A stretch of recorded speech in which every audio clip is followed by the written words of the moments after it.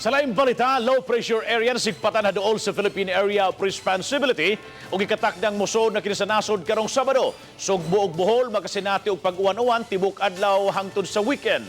Bubalik si Luan Mirondina sa report.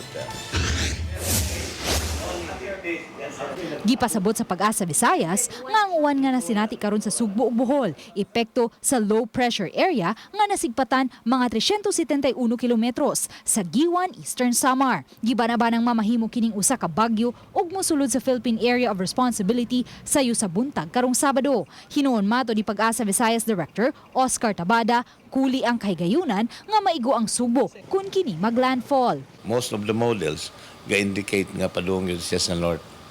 Pero mamidpid siya, dili siya mo landfall, no? Kaya mo landfall siya mapapas.